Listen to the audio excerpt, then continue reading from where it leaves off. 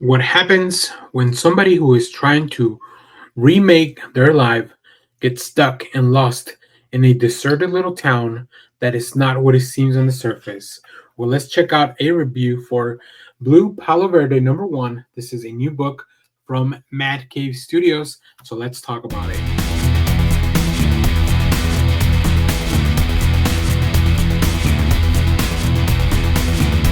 Hello everyone, Daniel here from the Next Issue Podcast. On today's video, I'll be doing a review for Blue Palo Verde #1. This is a new book from Mad Cave Studios. This is the Marguerite Sauvage cover. There's plenty of covers. You'll probably see the main cover in the actual video. And I really enjoyed this book, but let's talk about the creative team before we get into all that. This is written by Ray Fox with art by Rimonti, colors by Rifan Kusuma, and letters by Frank Setkovic. Apologies to any of the creators if I mispronounce your name.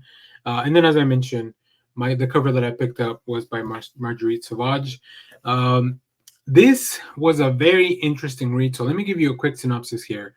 On her first day out of jail, Kristine Woods discovers that her father has disappeared into a mysterious, isolated town hidden in the New Mexico desert. Now it is up to her to find him and rescue him from a bizarre and unnatural threat, an atmospheric full horror story of dread and redemption set in the American Southwest. Uh, doesn't that premise sound cool? Like, I think if you enjoy things like The Wicker Man, this might be right up your alley. This was a very interesting story. First of all, Ray Fox does such a good job at just filling us in on who is Kristine, right? Or at least who is Kristine at this moment in her life. We don't really learn much about why she was in jail, at least not for now. We don't really learn much about her relationship with her father. We just know that her mission is to kind of go see him. And now that he's kind of relocated to this town. But as the trip goes on, we see things that maybe something's off, maybe something's wrong, maybe there's something going on, something more than it seems, which I think Ray Fox does very well. This is all very well put together by the art Rimonti, who's an artist I haven't really heard much about. But Mad Cave has a fun way to introduce me to like really cool new creators. So I think the design, especially when you get to the town in New Mexico, like I don't know where the artist, maybe the creative team may be from, but the fact that they really nailed down that southwestern aesthetic, it really brings the book and it really drives that story. And things like I said, every turn of the page, something makes you feel a little bit uneasy, like something's not quite right, and I find that very interesting.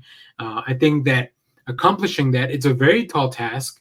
But I think the team really cleared the bar in setting up a story that I want to learn a little bit more about. So, if your shop has this, because sometimes they don't get a lot of these indie books, if your shop has this, definitely check it out.